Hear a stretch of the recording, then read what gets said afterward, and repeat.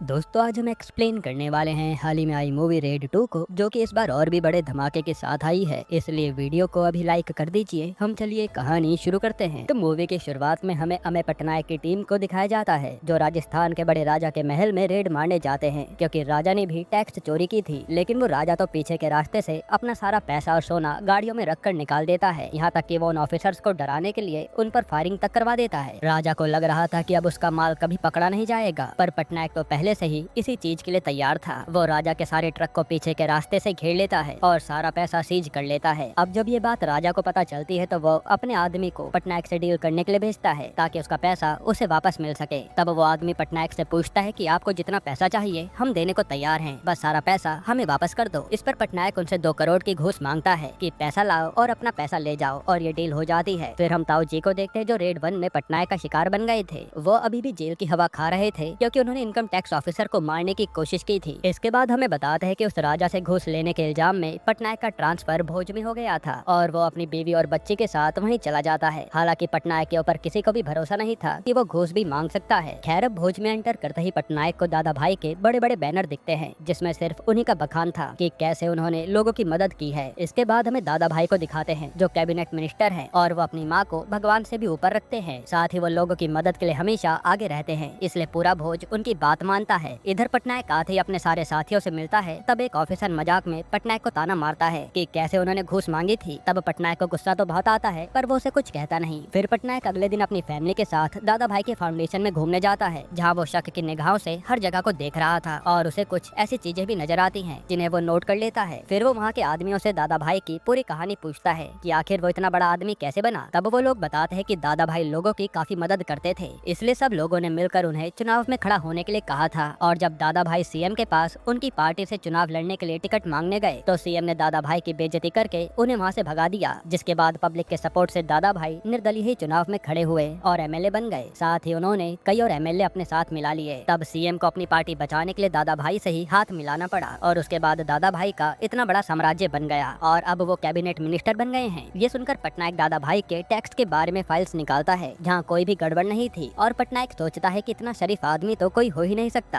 कि जरा से भी गड़बड़ न करे। इसके बाद वो दादा भाई के हर इलाके पर नजर रखता है, और फिर उसे एक खेत नजर आता है, जहाँ गन्ने की फसल कटने के बाद भी वहाँ गन्ने खड़े थे। पता करने पर मालूम पड़ता है कि दादा भाई इस खेत की फसल को हर साल ऐसे ही छोड़ देते हैं, ना जाने नीचे क्या है। तब पटनायक जाकर इस खेत की जांच करता है, और उसे भी लगता है कि जरूर नीचे कुछ होगा। तभी दादा भाई सिर्फ यहाँ की फसल नहीं कटवाता। जिसके बाद सीन शिफ्ट होता है पटनायक और उसकी टीम पर, जहाँ पटनायक सबको बताता है कि आखिर उसका ट्रांसफर यहाँ क्यों हुआ है। असल में पटनायक को दादा भाई के बारे में पहले ही पता चल गया था, इसलिए जब उसने राजस्थान के राजा के यहाँ रेड मारी तो जानबूझकर घूस मांगी, ताकि उसके सारे से इल्जाम में उसका ट्रांसफर कहीं और कर दें। और जैसा पटनायक ने सोचा था, उसे भोज में ट्रांसफर कर दिया जाता है, जहां दादा भाई का राज था। अब यहाँ आते ही पटनायक सबसे पहले दादा भाई की फाउंडेशन पर नजर रखता है। साथ ही वो दादा भाई से जुड़े सारे सबूतों को इकट्ठा करने लगता है, ताकि वो उसे रंगे हाथों पकड़ सके। तब पटनायक को मालूम पड़ता है कि दादा भाई ने गरीब लोगों के नाम पर ही कई कंपनीज खोली हैं टैक्स बचाने के लिए। इसी तरह से पटनायक दादा भाई के खिलाफ कई सारे सबूत लेकर अपने सर को दिखाता है, और उनसे 30 वारंट पर साइन करवाता है रेड मारने के लिए। अब सीन प्रेजेंट में आता है, और वो अपनी टीम से कहता है कि आज हमें दादा भाई के घर पर रेड मारने जाना है, जो सुनकर सबके होश उड़ जाते हैं। पर वो लोग पटनायक को मना नहीं कर सकते थे, वरना उनकी नौकरी चली जाती। फिर सारे एम्प्लॉय सीधा दादा भाई के घर पहुंचते हैं, जहां पहले से ही दादा भाई उनका इंतजार कर रहा था, और वो उन्हें खुली छूट दे देता है कि जैसे मन हो वैसे रेड मारो। अब ये लोग रेड तो शुरू करते हैं, पर इन्हें कहीं से भी कुछ नहीं मिलता। जिसके बाद ये लोग सीधा दादा भाई की फाउंडेशन में जाते हैं, पर यहाँ भी सब चीज एकदम क्लियर थी। हालांकि दादा भाई पर उंगली उठाने के लिए अब वहाँ की भीड़ सारे ऑफिसर को मारना चाहती थी, पर दादा भाई आकर उन्हें रोक देते हैं, और पटनायक से बताते हैं कि जब से तुम यहाँ आए हो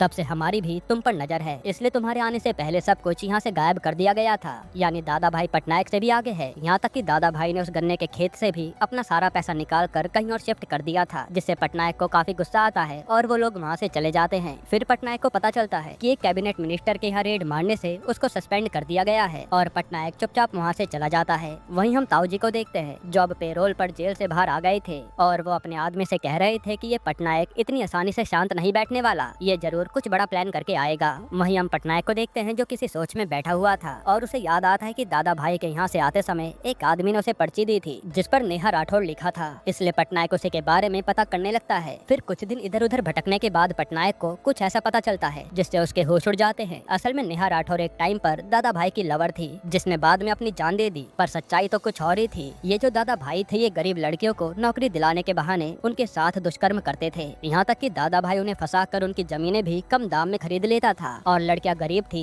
इसलिए कभी कुछ बोल नहीं पाती थी। इसी तरह से जब नेहा ने आवाज उठाने की कोशिश करी तो दादा भाई ने उसे मारकर आत्महत्या का नाम दे दिया। फिर जब पटनायक बाकी लड़कियों से बात करता है कि आप एक बार दादा भाई के खिलाफ गवाही दे दो तो डर के मारे कोई भी लड़की नहीं मानती और ये सब वहीं खड़ी पटनायक की बीवी सुन रही थी। इधर हम दादा भाई को देखते हैं जो आज भी एक लड़की के साथ दुष्कर्म करके वहाँ से चला जाता है और वो लड़की कुछ नहीं कह पाती। इसके बाद पटनायक के दिमाग में एक आइडिया आता है और वो एक ऐसे वकील के पास जाता है जो पूरा बेईमान था और पैसों के लिए कुछ भी कर सकता था। वो उस वकील को पैसे खिलाकर कहता है कि हमें दादा भाई के खिलाफ PIL डालनी है आपके नाम से, जिसमें दादा भाई ने नौकरी के नाम पर लड़कियों से जमीनें हड़पी हैं। तब पैसों के लालच में वो वकील मान जाता है और जब दादा भाई को PIL की बात पता चलती है तो वो भड़क जाता है कि ऐसे तो मेरा नाम खराब हो जाएगा। इधर हम एक नए ऑफिसर बब्बन को देखते हैं जो पटनायक की जगह भोज में ट्रांसफर होके आया था और वो आते ही दादा भाई की चाटने लगता है कि मुझे आप पैसे खिलाते रहना, आप पर जरा से भी आंच नहीं आएगी, जिस पर दादा भाई भी मान जाता है। फिर अगले दिन बब्बन को उसकी ऑफिसर आकर एक टिप देती है जो उसे पटनायक ने ही दी थी कि पास के एक घर में काफी सारा पैसा है और वो आदमी दादा भाई का दुश्मन है, इसलिए हमें वहाँ रेड मारनी चाहिए। तब बब्बन भी पैसों के लालच में वहाँ रेड मारता है और वहाँ से उसे काफी सारा पैसा मिलता है, जिससे बब्बन तो बहुत खुश था, कितनी बड़ी रेड मारी है तो आधा पैसा मेरा होगा। पर पता चलता है कि ये पैसा भी दादा भाई का ही था जो वहाँ खेत से निकाल कर उसने छुपाया हुआ था। इस पर दादा भाई बब्बन को घर पर बुलाता है और सच जानकर बब्बन भी उनसे माफी मांगता है। साथ ही वो दादा भाई से कहता है कि फिलहाल तो सरकार रेड पड़वाती रहेगी, आप ऐसा कीजिए कि मुझे अपने सारे इलाकों के बारे में बता दीजिए, मैं वहाँ रेड मारने जाऊंगा ही नहीं। पर दादा भाई उसे कुछ भी नहीं बताता और वो चुपचाप भोज से अपना सारा पैसा कहीं और ट्रांसफर करने लगता है। हालांकि इस पर तो पटनायक की पहले से ही नजर थी, इसलिए वो कुछ इलाकों पर रेड पड़वा कर दादा भाई का पैसा जब्त भी करवा देता है। और फिर यहाँ एक बड़ा खुलासा होता है कि असल में पटनायक को ये सब कुछ दादा भाई का पीए ही बता रहा था, जो था तो बहुत करप्ट आदमी, पर पटनायक ने उससे अकेले में मिलकर उसका जमीर जगा दिया था। तब से वो पटनायक की मदद करने में लगा था। हालांकि जब ये बात दादा भाई को पता चलती है तो वो पीए को खूब मारता है और फिर उसे कहीं और शिफ्ट करवा देता है। इधर पटनायक की बीवी भी उन लड़कियों से जाकर मिलती है जिनका दादा भाई ने शोषण किया था और वो उन्हें मनाने लगती है कि दादा भाई के खिलाफ आवाज उठाओ। वही दादा भाई ने आज उस वकील को भी 5 करोड़ देकर खरीद लिया था ताकि वो PIL को खत्म कर दे। तब वो वकील भी मान जाता है। अब कोर्ट का सीन आता है जहाँ दादा भाई को लग रहा था कि ये वकील तो मेरी साइड से ही बोलेगा, लेकिन यहाँ तो उल्टा हो जाता है। वकील आते ही सीधा दादा भाई की एक रिकॉर्डिंग सुनाता है जिसमें वो वकील को 5 करोड़ देकर PIL खत्म करने के लिए कह रहा था। साथ ही वकील दादा भाई के ऊपर सारे इल्जाम लगा देता है कि कैसे उसने अपने लवर को मार डाला, यहाँ तक कि वो कई लड़कियों के साथ दुष्कर्म भी कर चुका है। इसलिए वो जज से रिक्वेस्ट करता है कि वो दादा भाई को भोज से तड़ी पार कर दे ताकि वो वहाँ के लोगों को डरा ना सके। तब जज भी दादा भाई को भोज से तड़ी पार कर देते हैं और पटनायक इससे बहुत खुश होता है कि चलो दादा भाई के साथ कुछ तो हुआ। यहाँ हमें ये भी पता चलता है कि पटनायक ने पहले से ही वकील को आगाह कर रखा था कि दादा भाई उसे खरीदने की कोशिश करेगा, इसलिए वकील पहले से ही तैयार था। हालांकि दादा भाई चुप बैठने वालों में से नहीं था, वो अपनी सारी ताकत लगवा कर अपने तड़ी पार हटवा लेता है। वहीं आज पटनायक अपने हेड से मिलता है और सबूत दिखाकर कहता है कि मैं दादा भाई के यहाँ से 500 करोड़ की रेड मारूंगा, इसलिए मेरे ऊपर से सस्पेंशन हटा दीजिए और अगर मैं ऐसा नहीं कर पाया तो फिर कभी रेड मारने नहीं जाऊंगा। ये सुनकर